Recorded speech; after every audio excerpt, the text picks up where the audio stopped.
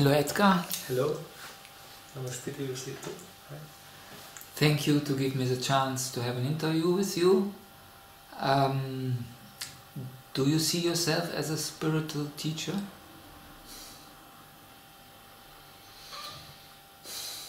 Más o menos.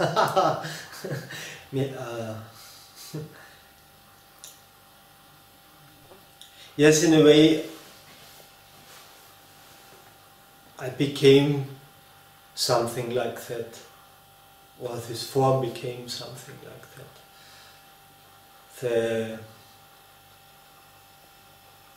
hard thing is to see myself as anything, as in any role, or how to define myself anyway. Yeah?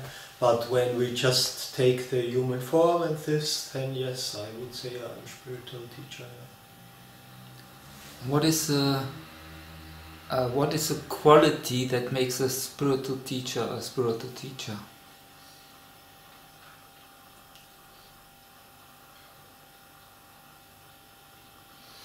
Mostly it happens by itself, by life itself, which makes you a spiritual teacher. It's not yourself, you say, oh, now I want to be a spiritual teacher or something. It can happen also in this way, and then it is only teaching like some priest or some knowing which is given. But a spiritual teacher in my sense is someone who had a profound spiritual experience, let's say of oneness or of nothingness or of God or of himself, who he really is. And out of that it can happen that teaching happens. It doesn't happen with everyone. Many people have such an experience, like losing the ego or something like that. But they then just stay in a more or less normal life and just live it and just be it. They don't teach.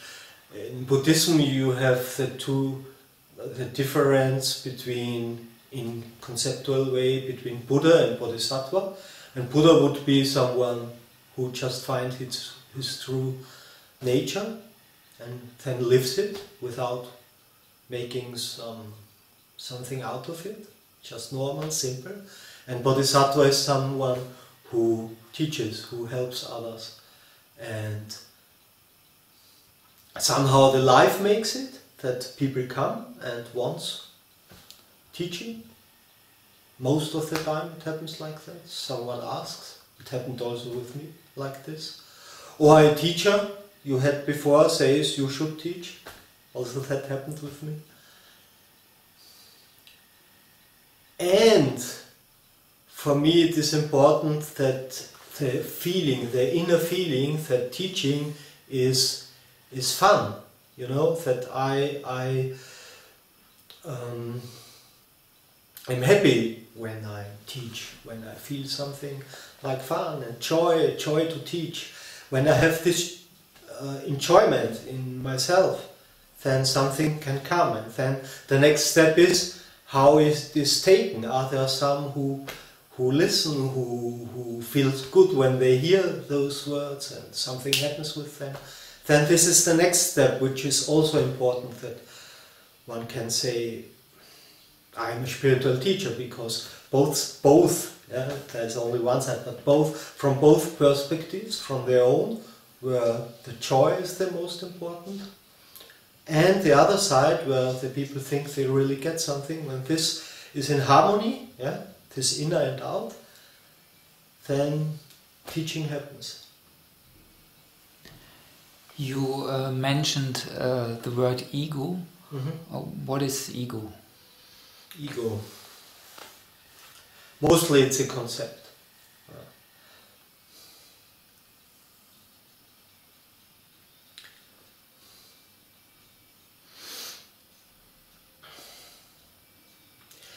When we just take the word, ego comes from Latin and means I.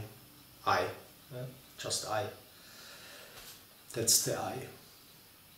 And one could say the I is, in a way, the sense of the self. Like seeing is a sense of light. Hearing is a sense for sounds.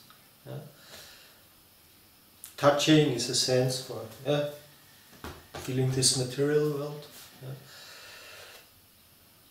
And the I is somehow like a sense for the self. It's like a small part of the self you feel through the I. The I is like a door to the self.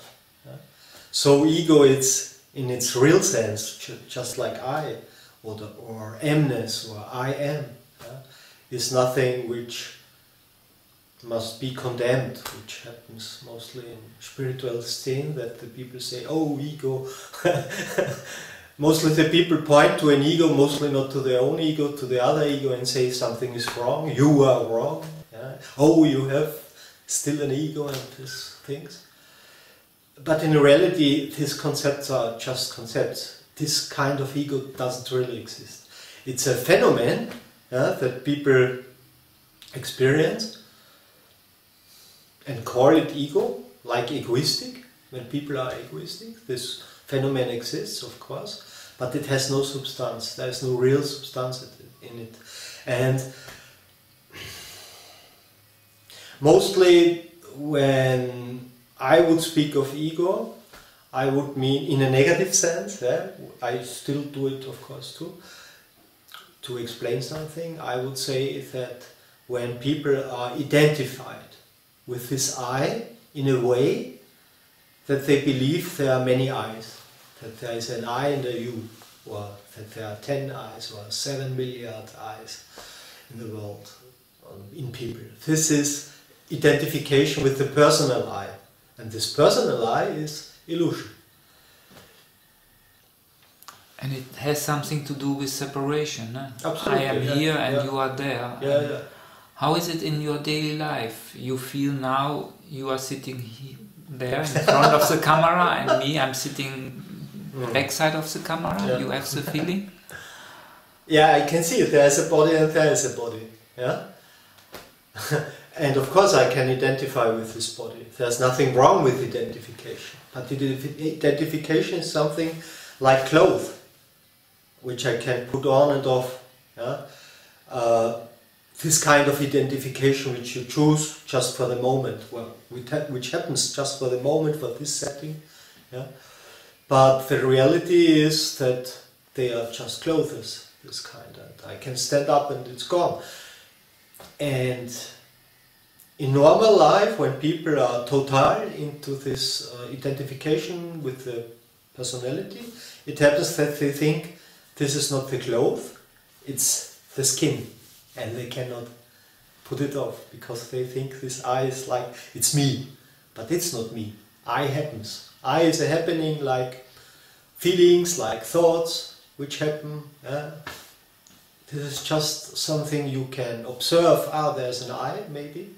When you look at it, when you look at yourself, something arises out of this looking. When the self looks onto itself, an I arises, a concept and a feeling of I, when the self looks at the self.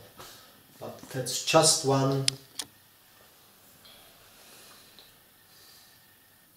of many possible ways to become aware of something. Then you become aware of an I, but in the moment where you drop this idea, it's gone. So in fact I see no difference. For me it is like that I can, for example, look from this space to this, and I can look into your eyes, but I don't believe that what you are feeling as I or I am is not different like my feeling of I am. It's the same I am. There are not two I ams, there are not two I's.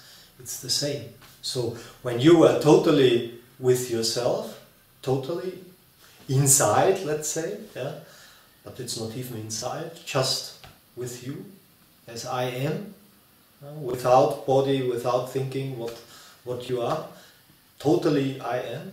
It's the absolute same I am like me. It's the absolute same space, and it's the absolute same point of zero, like singularity, We go to the same singularity. We meet inside, let's say. We don't meet then outside. We meet in the real meeting, and melting is inside, because there we are one, total one, everybody. Okay, it's the same, but can it be different experienced, like a different taste? Because yeah, the human bodies are different. No, then it's the taste of the body. It's the taste of feeling, it's the taste of memories, it's the taste of senses. That's all that has to do with the body. That's already form. Of course, this I and God, for me it's the same, like it's God.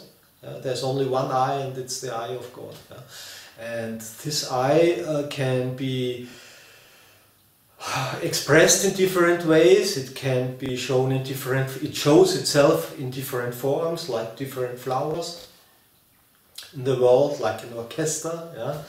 So it's always the same I, which repeats itself, but in many different forms, which can be totally different and can be totally different experienced as well. But the innermost I, this experience is always the same. When we go inside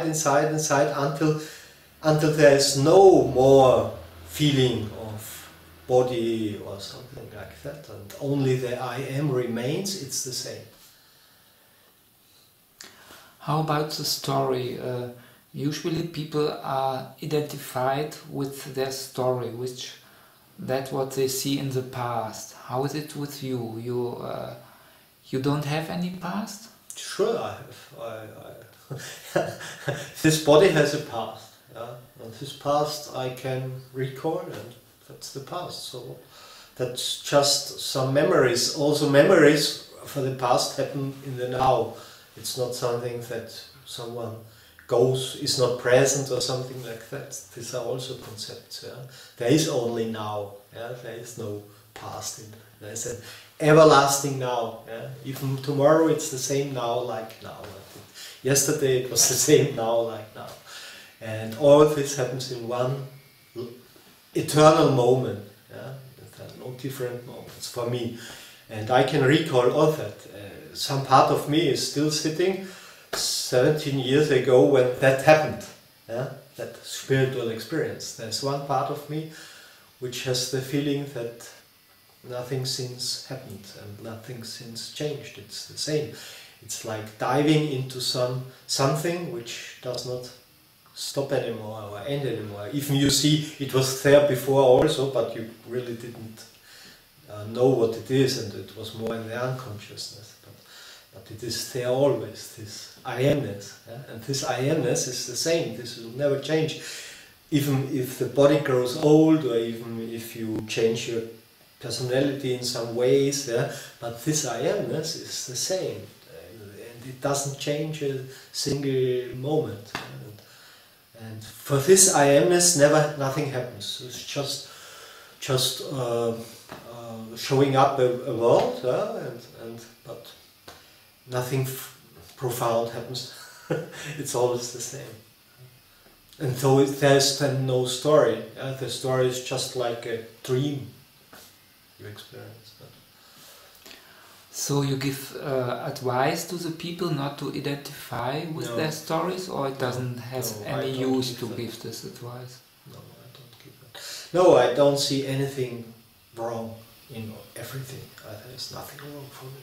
Nothing wrong with identification, nothing wrong with the search, nothing wrong with finding too, of course. Nothing wrong with strange ideas, nothing wrong with concepts people believe which are false, maybe. Because there is no truth, no absolute truth. There are many relative truths of the moment, of the now, and now this is true from one perspective. There are so many perspectives onto this, onto that, onto the whole universe, onto this which appears. So this is always somehow just one possibility to look at it. But nothing of that is absolute. So, and I know that everything is fine anyway, whatever happens. So, no, I don't give that kind of advice. So how spiritual teaching is happening for you. For example, if somebody asks you a question, you have to think about it, or you have to go inside, or just spontaneously there comes the answer or no answer. How does it happen? Yeah, mostly like that, spontaneously. And it is not like that I have the feeling I give the answer. Yeah? I'm also, there's something inside of me which also hears the answer and watches the answer and watches this body answering, yeah. And sometimes I'm really excited what is told out of that, and it's also for me when there is something coming like a joke, yeah. It is like for me myself the same. I hear it the first time and I can laugh to it or something, and 5 minutes later I forget what was the answer. So it is more coming through, yeah. And mostly I have the feeling when some questions are asked, like the people bring their question, let's say in their field, yeah, and they just use this as bringing it to the outer voice, yeah, because they have it in the unconscious maybe, yeah, and I get it like this. There's always the question if I point to the last step or to the next step, yeah?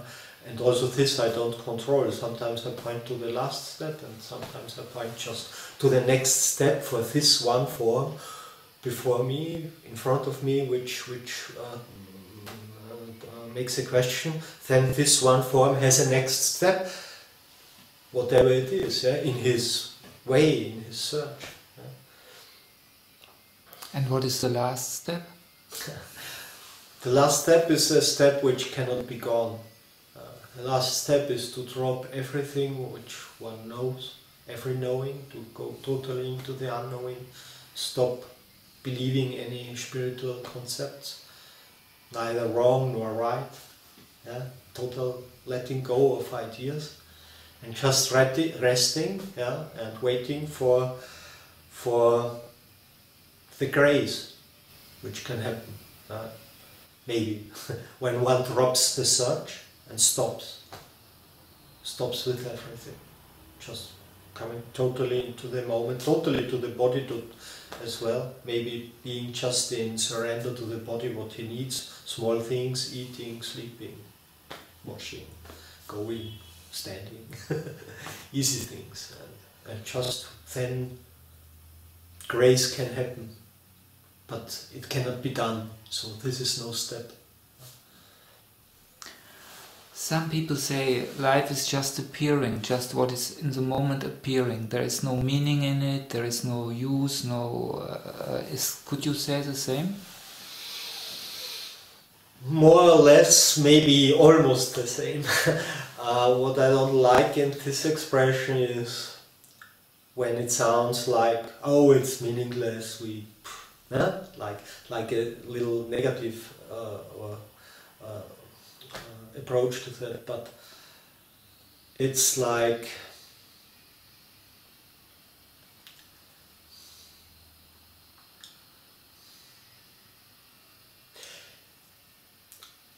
it has no sense, but it has also not no sense. It's both together. It's like being and not being. Being not and not being is not the question to be or not to be. That's the wrong question. It's not. It's more like both as well, being and not being in the same time. That's the reality, and that's the real thing with Advaita, with non-duality. It's not this and not that, and it's both together. It's in a way something third which cannot be grabbed with the human mind, which thinks in logical way, like in binary things, yes and no. And in reality it's more like quantum physics, being both together. And the same is with sense. It has no sense and it has sense. But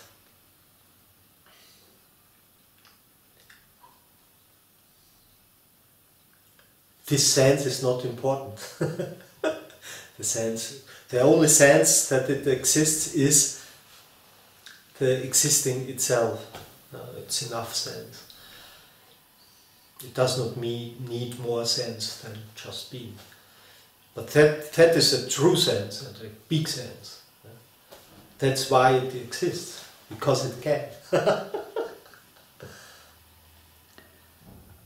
Usually people feel that it's helpful to go to a spiritual teacher, like to you, and what is helping? What is doing the help? Is it the knowing, the answers, or is it your presence, or what is, how is it working? This in a mysterious way, it's all together. It's mostly it is based on these three classic things: Sat, Chit, Anand. Sat is truth, so this is hearing the truth. Hearing the truth, something makes in the consciousness, in the unconsciousness, in the mind. It happens for the mind, out of the mind is used. It's only the mind area. But still, it makes something in a psychological way. It's like the Holy Ghost in the Trinity of Christianity, this Sat, truth. This is one thing. The other is the energetic thing, Anand, like one could say bliss or love or light or energy. This is Anand, from Sat, Chit, Anand. This happens too. This is out of control. It can be controlled, but when it's controlled, it's not so innocent. Then it's made, and it doesn't come really to the big experience when it's made.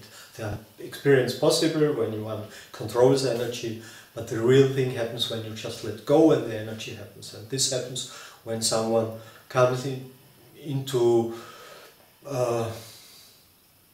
the field or presence of someone who rests in itself, for example. Then energy makes a resonance. It resonates. But because in you is the same energy, in you is the same life energy, or let's call it also again as you like, Kundalini or love or Shakti or something. This resonates. In you is not. I don't give energy. I don't. Sometimes I make it like a meditation. It can happen. To just give a little love, and little energy or blessings. But mostly there's no control. It's just putting it out like that. But the real thing happens on its own. You don't have to do anything. Neither you nor me. It's just the resonation of the same energy in you and me. That's Anand. That happens in satsangs, for example. In stillness, as well as when things are told. So we could sit together, meditate and being still, in silence. Then you feel this energy. But also I can make blah blah, some sat, some telling truth, and also out of speaking energy is shared. And in this way I could also read a telephone book and tell it anything or tell jokes, because just energy is shared. And the third is Chit, that's consciousness.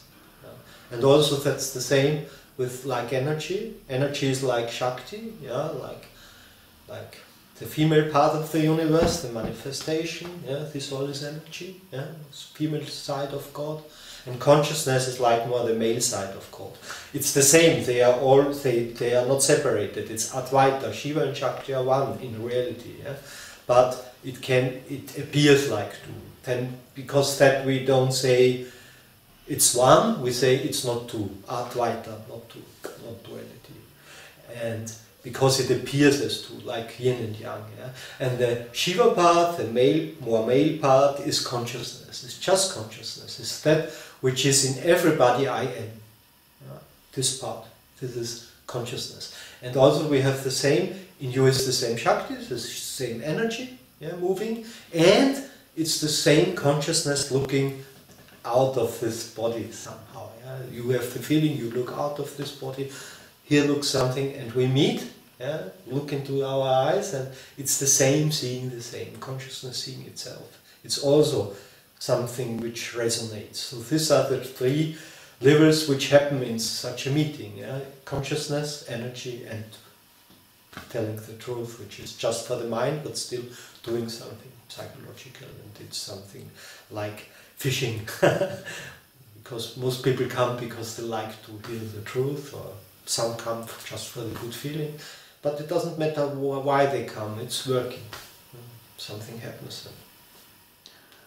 And it's happening anyhow, or must there be something like an opening, an open state, or something with the people who are coming to you? I would not say open, it's like that. It is opening. It is opening, and the more one is open, and open defines more or less two sides, or all three, again Sat, Chit and Anand. Open is in the sense how much the body opens up generally to its own energy. It's not opening up to some teacher, master or something. That's also sympathy, or you hear and someone says something and you say, yes, that's what I think too. Then you have you feel not attached. Attaching is not good. You feel touched by this teacher or something. But the real opening is, are you open to your own energy? And that is in the past mostly. Are there people who did already a spiritual way or therapies or something, that the energy body is more open, then something more can happen. So I see it mostly like that,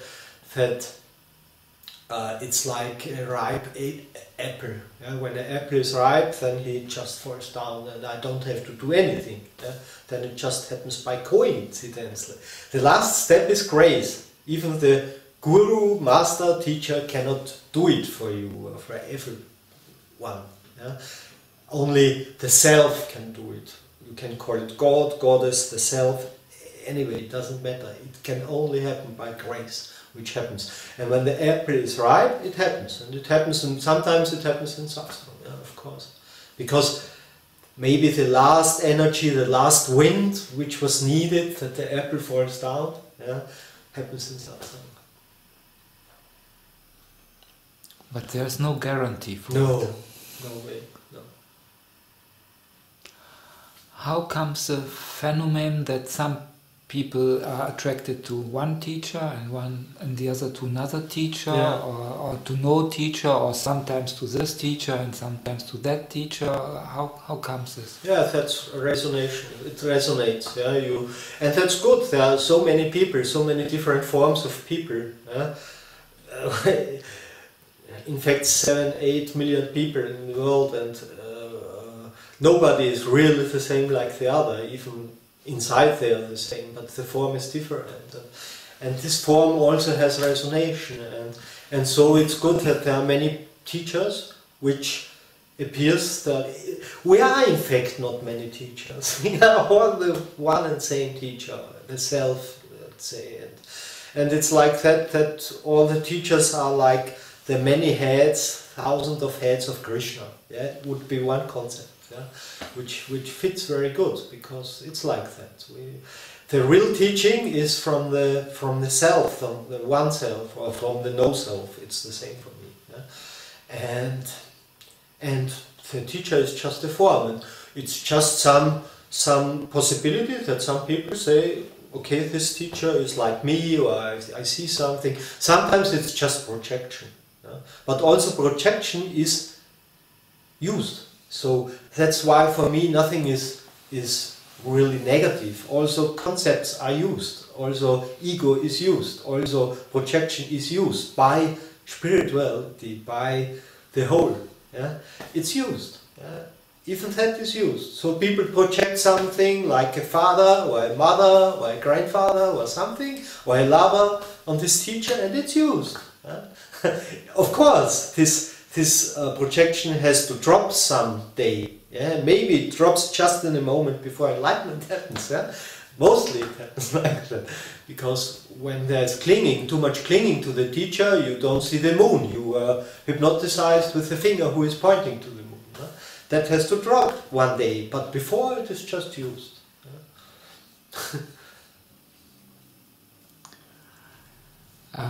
You offer satsang session, or satsang, but also a session in tantric. Yeah.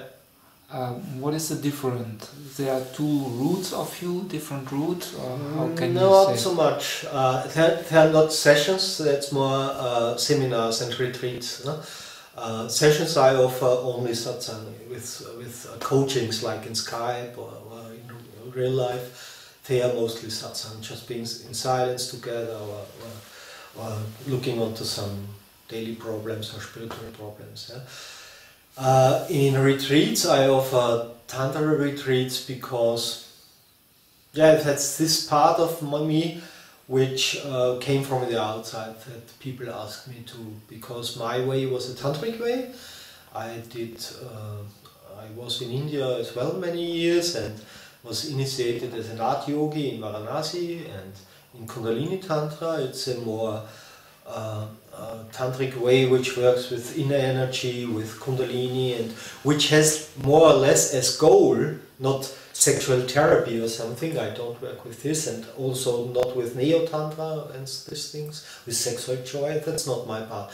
It's more using this energy just to become one with consciousness. This goal of real tantra, let's say, or this kind of tantra is a very spiritual tantra, where it the goal is to bring energy, the body, Shakti, one with Shiva consciousness. Real non-duality. The goal of this kind of tantra is non-duality. When then it happens, you realize that this goal was illusion as well, because you realize it was always one. Yeah, there was never two. But until then, from the individual's subjective viewpoint, it looks like two. Yeah? Me and my body, and like this. I am not my body. But in reality, it's all one.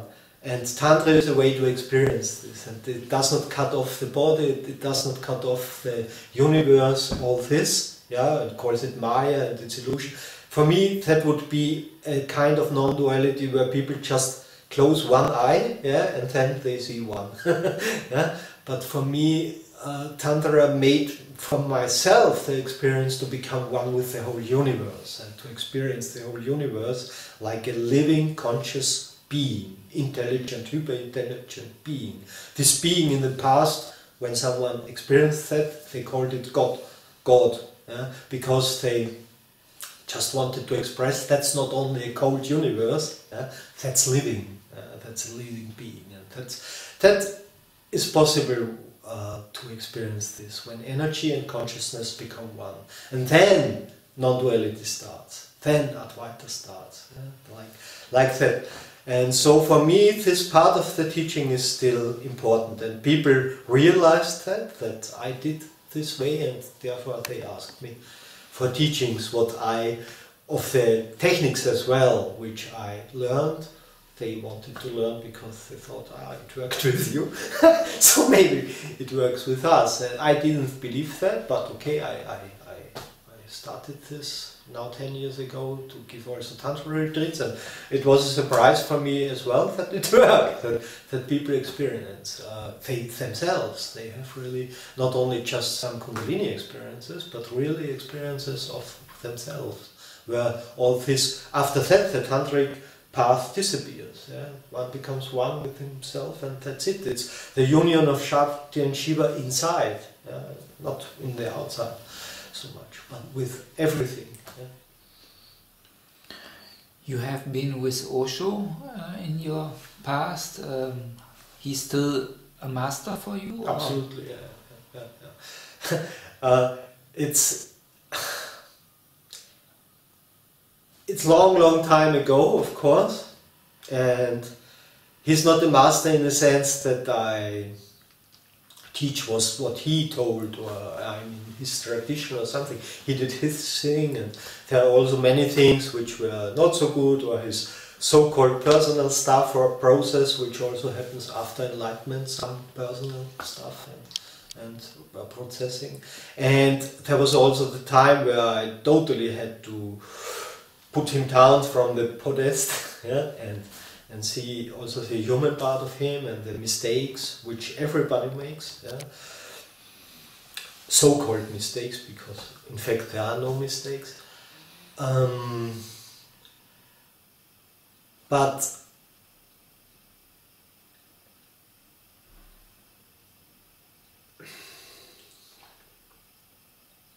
But what this part like master is the love, yeah? The love which I feel for this appearance of existence. Osho was just an experience of existence, let's say. And this special appearance, this body Osho, which was one with existence, and which was existence expressing itself as Osho, as form Osho, this was very, very special for me, because he was so profound. He did speak about everything. Yeah? In the beginning, 15 years ago, I had the feeling I don't have to be teacher because everything was said. Everything already was said by Osho. There is no need for any other teacher for the next 1,000 or 2,000 years. Yeah? It felt really like that. And I thought, what should I write? Now I wrote already more than 7 books, but in those time I thought there's nothing to write. It's all in Osho books. Yeah? It was, of course, I was fresh, still fresh as also still in a kind of disciplehood. Yeah?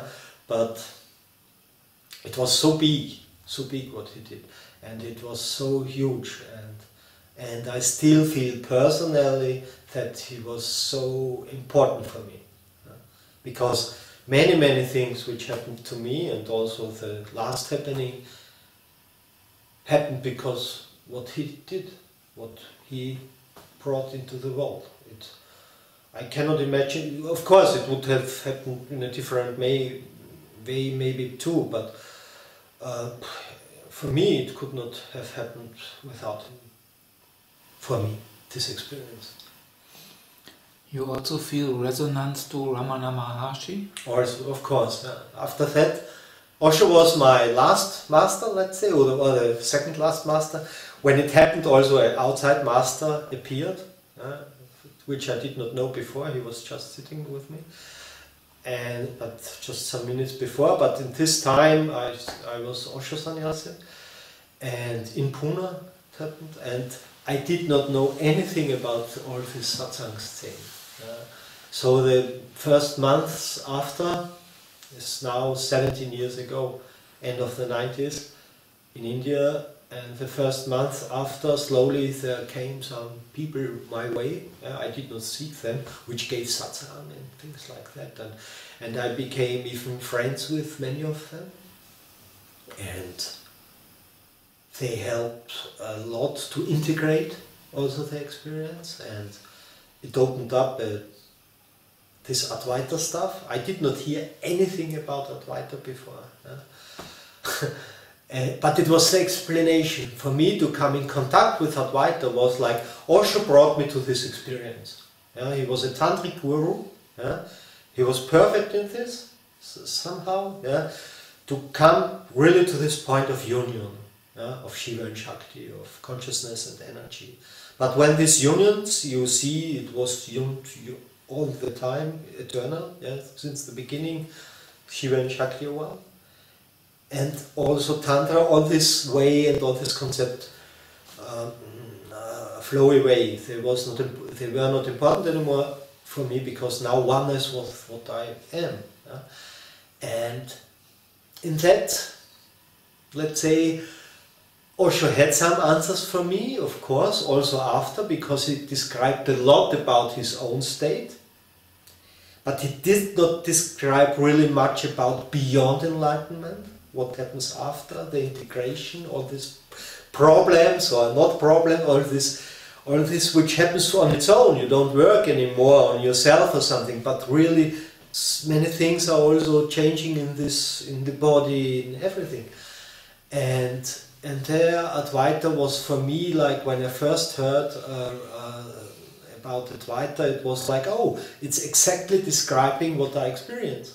Yeah? There I found myself in the description, not as a path, not as a way. The path was tantric, was with Osho, but then as explanation, as it's for me just as description of truth. It's not the way to truth. It's just a description. And this was perfect. I did also read after, I did look in every tradition, in Christianity, in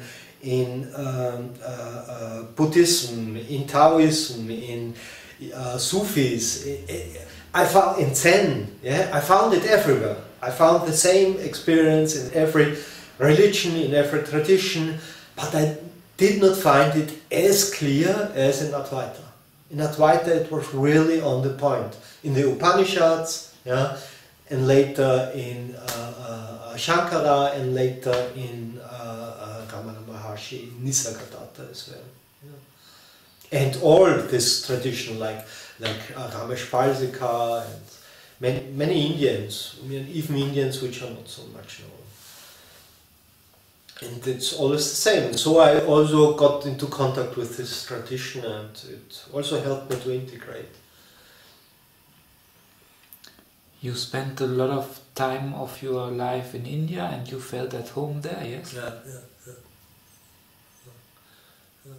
I was altogether 2-3 years, almost one. So, and since then, just visiting sometimes. Maybe next year I plan in winter time, maybe again 6 months India, we'll see. But normally also this was finished somehow, so the love to India is still there. But my home is somehow everywhere, and now it is Gomera.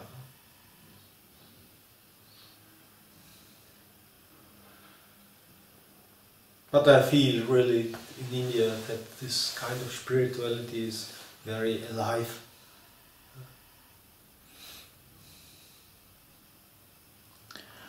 How you see the human beings, the society, the whole world, you see the in what kind of state or point are we? Is there a danger of a next big war, even in Europe, or has it any effect on you, the outside situation? I would not say really effect, but I'm interested in it, and I watch that and what happens. It came back to be totally interested into the world and also into politics and what people experience, what the world. It's just like, yeah, it's just like watching a movie in 3D, yeah? And it does not have an effect, but of course I see that in a way it's a great time, because many things are changing, and one cannot say in which direction it will go. Now it is on a point where it can go into this or that, which are very different with what happened the last 30, after the war, the last 60, 70 years. I think the system will change, but I cannot say in which direction. It is like the climate, it will also change, and people say it will warm, but others feel like it's good. So it becomes more extreme. It's like, how to say in English, kreisel, you know, so where you wait, it's like turning.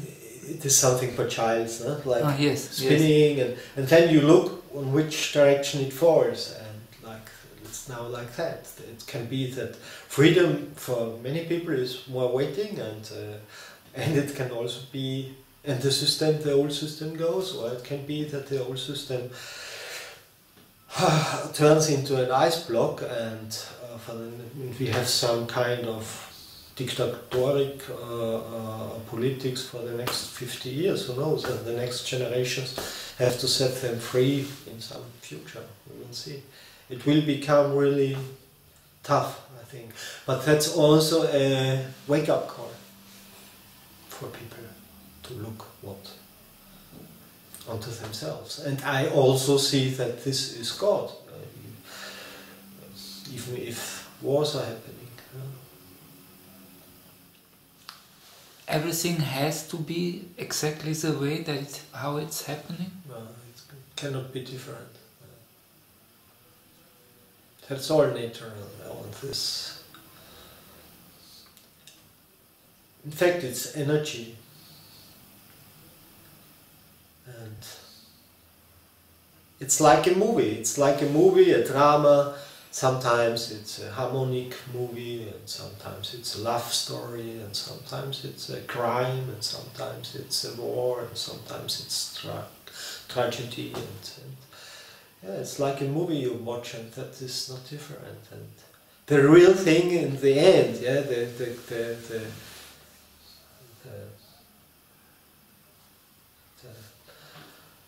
message which can bring peace to people is that nothing happens on the end. There is only God, and everybody is God. Even everyone who dies, it's only God again and again and again and again. And every people have to die.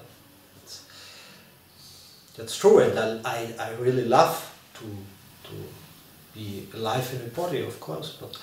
But I also see that it's just some movie, some illusion, some dream. And what happens in the dream, it's like when you dream in the night, you can have a love story in the night, or you have some nightmares. But when you awake, it's just a dream.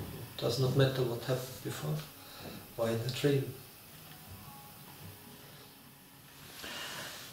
So, our language, our mother language is not English. We're doing this interview in English.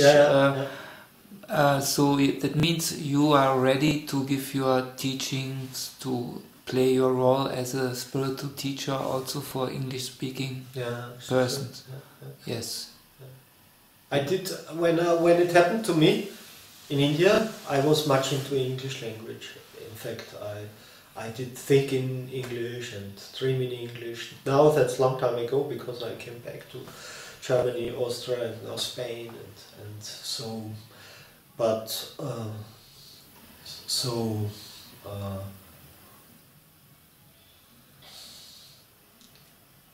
so I became a little bit distant to this, to English. But now again it is happening, and I will offer also things in Skype in English language and online Satsang in English. I will try, just looking what happens, playing.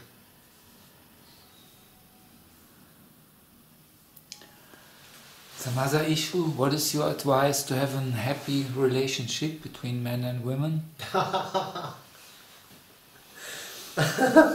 Happy. It has to be happy.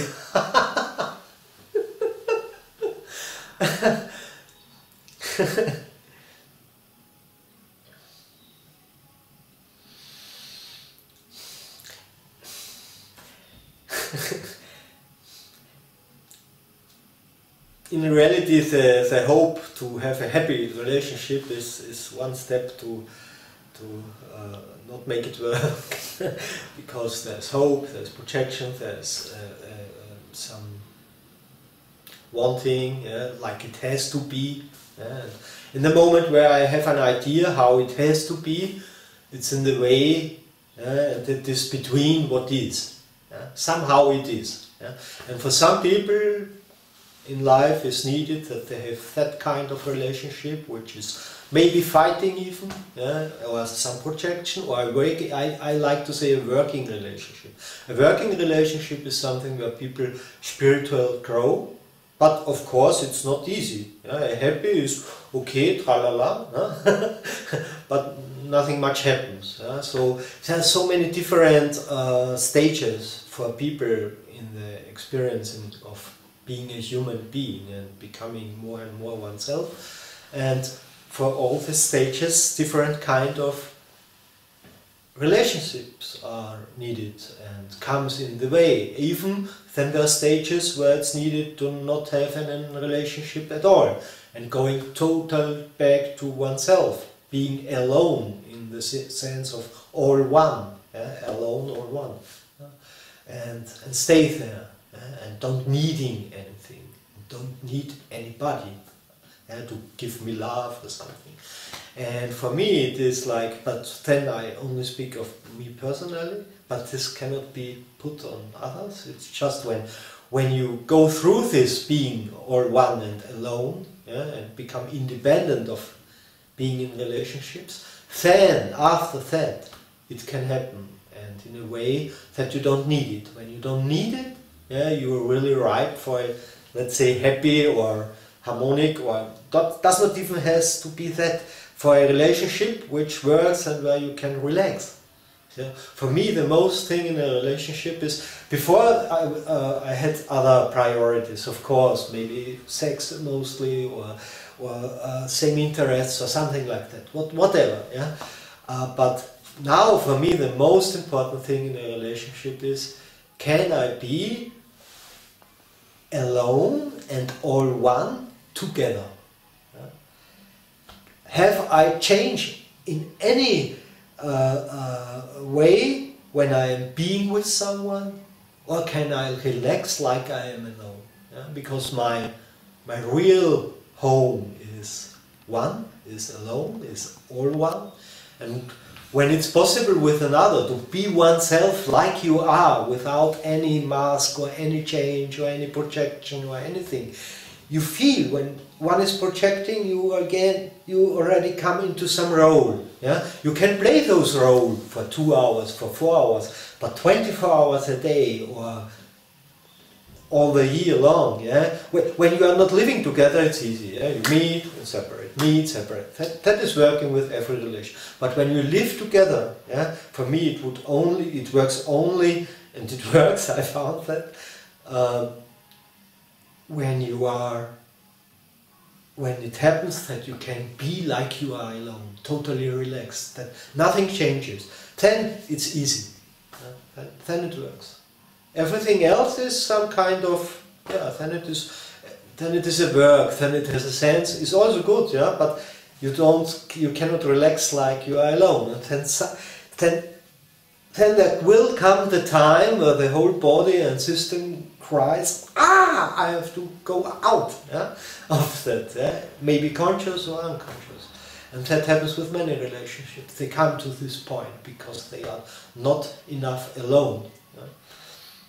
So for me the most important is to be oneself, that the partner has no problem with how you are, how this expresses, even if it's ego or mind or conditioning or programs, when the partner has no problem with the personality.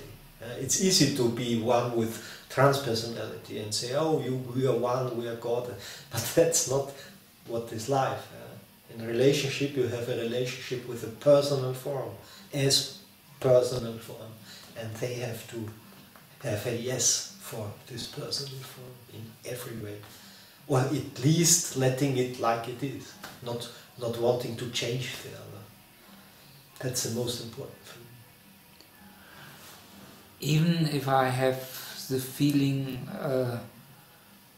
I'm totally in tune with the other person, and we match together, and I can be myself, but still there are coming up situations when I have to make compromise, because just life is like this. Is this the same experience for you?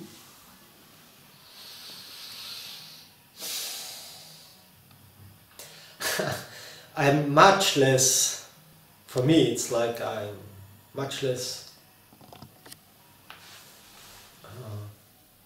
compromising myself, this form, like not before. It's like when it happens that one is able to be alone and to be totally happy alone and not needing the other to make me happy. That's the point. however this happens, does not happen, it is not needed that it happens enlightenment for that, but it's near that. Yeah? And when one is happy with his alone, then why should he go into any compromise? Why should he compromise this happiness which is there? And about that I speak. It does not have to be in harmony all the time, yeah? But it's this happiness which is there on its own, yeah? That which is enough and which no partner can give. It can only come from inside. And it's already there with everybody. One only has to find it or realize that it's there. Then there is no need for compromise. That's why I say it's really important, this aloneness. But on the other side, of course, when it feels good, and when it feels good most of the time, it depends what you really understand with compromise. I would not compromise myself, or I would not compromise the happiness which is in me. I would not compromise my truth, my innermost truth. Yeah? This is one side of the coin. The other side is, of course, compromise of life. Yeah? Are no problems, because it, so in this way it even becomes more easy, because I don't need so much from life, I don't have so much goals in life which is important, that this is that and that is, yeah, so many things fall away and you just live a easy, simple life. So many things become much more simple. So maybe many things which look like compromise are just not important. When it is not really important, when it doesn't hurt, let's say, then it's okay. Example, for example, okay. both we like to eat together, but one person maybe like to eat the big meal at the day at 1 o'clock, and the other would prefer at 3 o'clock or okay. 4 o'clock. So that. For me it would be difficult. No, I'm really so blessed that I'm in a relationship where we are so in these small things so same. Yeah. In the moment it's like even like that our bodies 4 days a week we have on the gram, or not in the pound, on the point the same weight. Yeah, even, since many weeks. This is strange. And we many times experience the same thoughts in the same time and things like that. So that's also part that we have the same. For me, it's really good that we eat the same things and most of the same time. But it's just happening, yeah. But it would not be. I also was in relationships where it was the other way around, like you say. That are not really so much important things, because everybody should eat what he likes and when he likes, and that's not really needed. When there is the thing is, when there is no problem that the partner has a problem that you don't eat when she eats, or you have a problem when she doesn't. When this problem is not there, then it's easy. When everybody can be himself like he is, whatever how it expresses, and nobody has to compromise. That's the point. Yeah. You did, in fact, you didn't tell a compromise. Yeah, you just told that there's difference. The compromise would be that you eat at 3 o'clock or your partner eat at 1 o'clock. Then a compromise starts. And I think when this starts to hurt, or for a long time, then it can be difficult.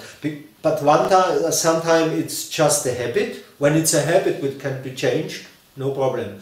Sometimes it's natural for that body to eat at 3 o'clock, and when he then starts to eat at 1 o'clock, because of you, for example, it becomes unhealthy in a way, because you don't follow the nature of the body like he wants. But as I said, it's difficult to make a difference between is it nature or is it just a habit. Some habits like this can be changed, and it's just a program, just a habit.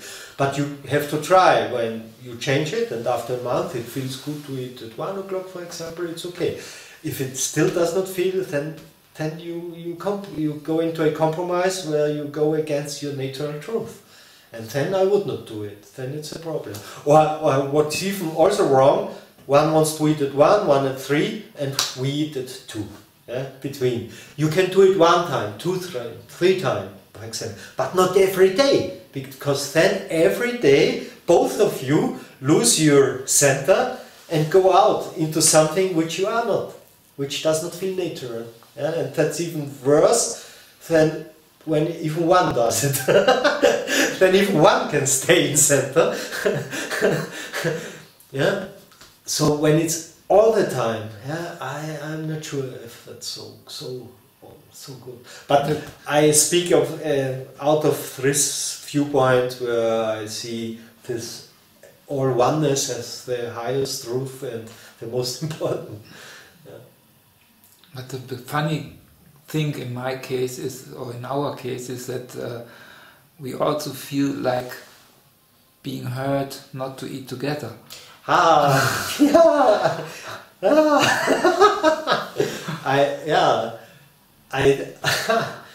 It's like making some priority, yeah, between the feeling of the body and the psychological, the feeling of the love, which is heard, yeah, and look, which is heard more. So, is it long time? Do you do this? It's not such a big problem. Okay. It's just sometimes I feel it. And, okay. But no, it's. That's normal. There can be differences, and there even can be fight, but there even can be. It does not have to be harmonic on the way or something. Then it works out, and if the energy is expressed somehow and not suppressed down when you feel I don't want, and when one lets it happen against his own nature all the time and does not respect this feeling which goes against and doesn't express it, then I would just say it would not be healthy, yeah?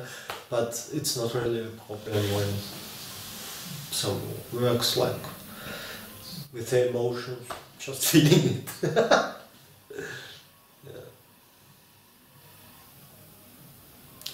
Okay, let's have another issue. Yes, I have tea. Yeah.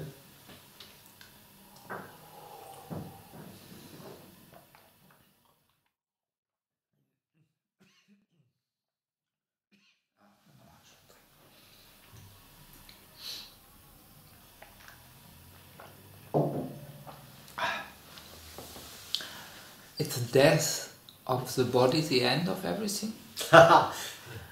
It's not even the end of the body. Yeah, because that body is then death in a different biological state and will fall back into where he already came from, to earth, yeah, earth to earth, like that. And the energy is not lost, the atoms of the body are not lost, the molecules are not lost, nothing is lost in a way. Consciousness, because I am you. If one of us dies before the other, for example, the other will remain, at least some months or years or something. Yeah?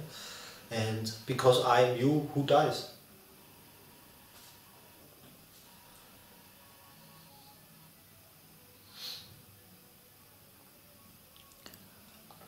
And is the death of the body in any case the end of the feeling of being a separate person? For the body, sure. For the body, sure. Yeah. But in a way, yes, of course. Yeah, the different person.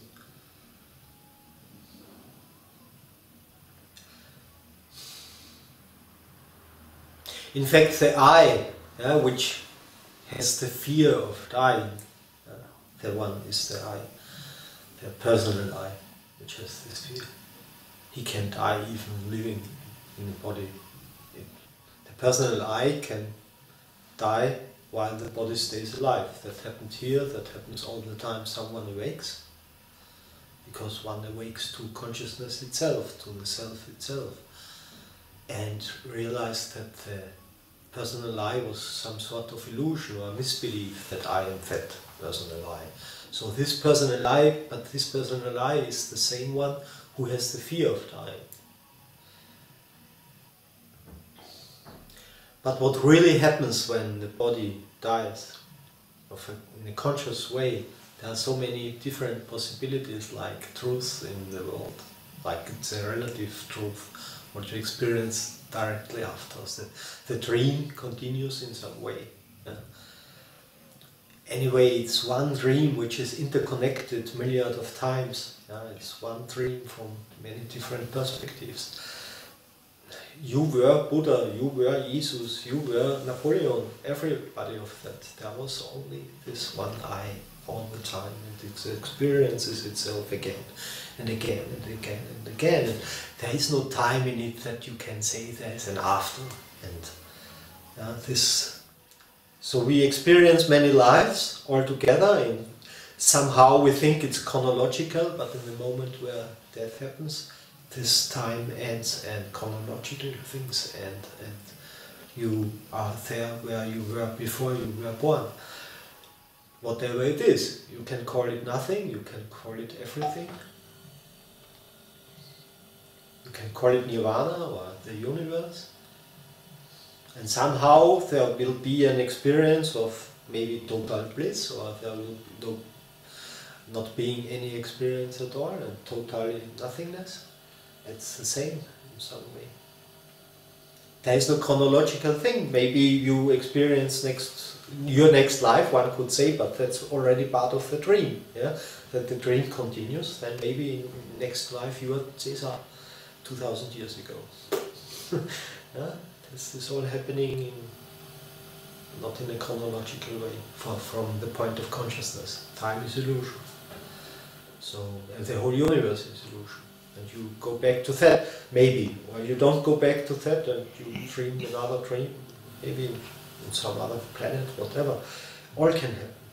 There is no truth into it that this is the right way and this will happen. Maybe someone will dream in his religious conditioning and Jesus will come, or Muhammad will come, or Lao Tzu will come, or Buddha will come and take you, or something like that. But that's also just some part of the dream. That's not real. Nothing of that is real. So the totality of the dream is endless. Endless, absolutely endless, total, absolutely. In a way, it does not even exist. The dream is only from one side of the coin. It appears to be real and to be there and to exist, and from the other side of the coin, it doesn't even exist. It's the nothingness itself which is dreaming about being. How it is if I would be. It's the nothingness which just has the dream to be a universe, which started with a Big Bang. That's a dream. That's the dream of the nothingness. And time came into being. No? Without time, not even being.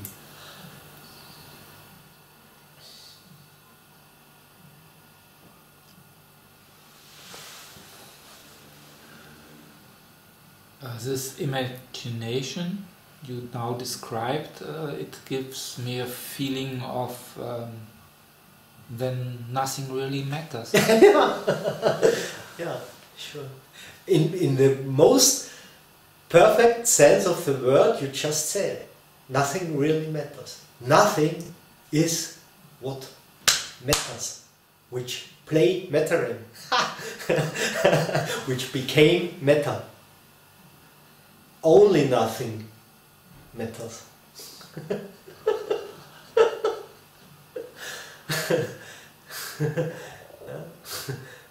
There's nothing else like nothingness which matters. But in the normal sense of, yes. Of course, también. And still every impulse can happen to change something, to do something. That's also fine. Yes, both on the same side. There's one side of the coin, the last truth. Everything can happen.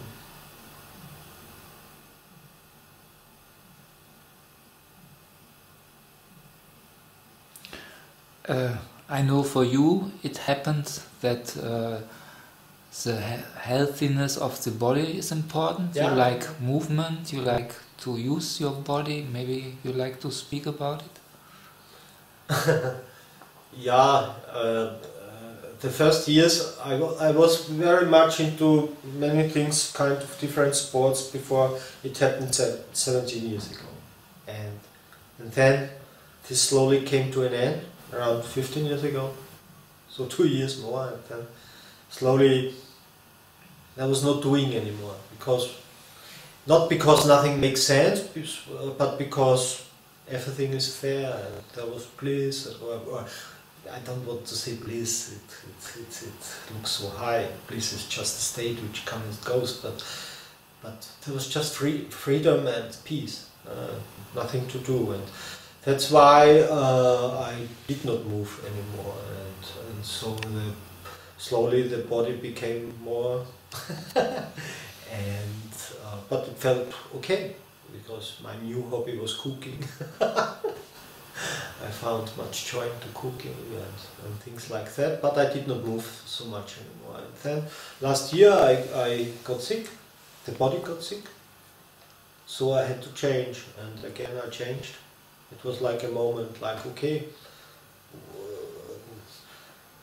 I could also lay down and wait that the body disappears, of course, but I really like also to be with the body, and so I changed the way of living again and went again much more into sports again, and changed also my food to low carb. I became, the diagnosis was diabetic last year. My father already was diabetic, my brother was diabetic, so this body was bound somehow to react like that, and it's this like kind of diabetic too, where people became when they don't move much and don't eat too much and became more fat, which happens there. So it was bound to happen. It was natural. And even spiritual people are not free from them. Osho also was diabetic, and Papaji also was diabetic. So, but I did not want to take medicaments and these things. I don't like that. If I would have, of course, if it wouldn't have worked to heal myself, then I would have taken medicaments maybe. But I tried to change everything again. And I did see, yeah, it really feels good for the body to move. So in 1 month, I could change the blood, the sugar in blood. I did everyday measure, and after month it was normal again, really from very high to normal. And last year I lost 25 kilo or 50 pounds. So, and I feel healthy and fit like 10 years ago or 15 years ago, and it is just fun and good. It's nothing spiritual, you know, it's just the body, and to be with the body in a healthy way. And for me it was important that it was a kick in the ass to move again. Because that's a little bit a problem when that happens, that you are just satisfied, deeply satisfied, you don't have to do anything. And so I became lazy. Very lazy. It was good, it was okay until this moment, and then I changed. It was not really something really doing, it just happened, and it was so much fun with that. It was so much, yeah. You didn't have to force yourselves to do anything, no, it was just an happening then. Yeah, it was, the fun was the the joy which happened also with that was the, how to say, the gift also. So I saw, when I look now into the past, I see it like also a gift to me, present this diagnosis. Or for me it was the best, or for this body, it was the best which could happen. So I changed the lifestyle again.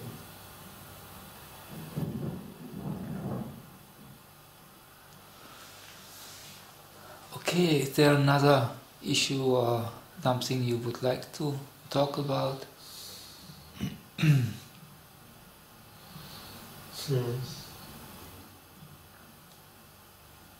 About your sessions, we mentioned already. Yeah. You're offering Skype sessions. Mm-hmm. People can ask you questions. They can see you in the Skype session. Yes. But you don't need to see them, or no? Mostly it happens. So I also have some who we do only audio or with telephone or Skype, or it works with so many ways.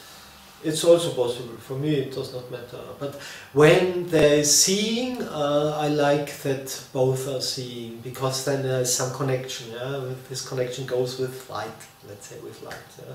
And when there's no seeing on both sides, it's also good. And I also go inside and I only go with the sound. Yeah? And then it's okay. But I don't like when it's not the same. So when one, it can be like this or that. And the people can ask you any questions? Any question. And yes. It can be spiritual, it can be normal lifestyle, it can be even the job, it can be the relationship, it can be whatever it wants. There's no limit to it. No limit. It can be philosophical, it can be senseless, it can be just joking, whatever. whatever wants to happen. That's the truth of Satsang. Also means what is there is there. And so.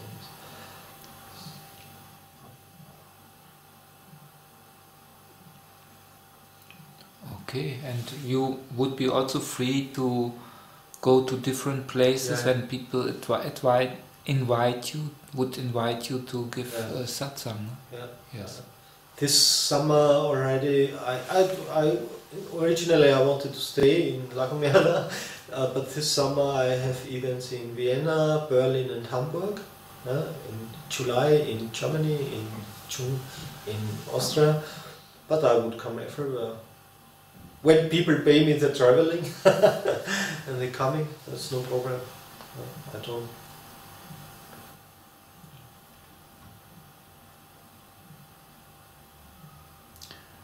But you don't have anything like a message? Or Message. You are that. Whoever now listens, you are that. What is? There's nothing else than you. The only message. And after that you experience that you are not, but that's a different kind of story. No, I don't really have a message. I have so many messages I could not put it into even one life. On one side, yeah, and on the other side there is no message.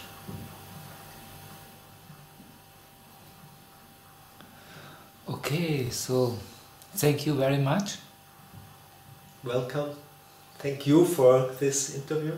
Yeah. Okay. Namaste.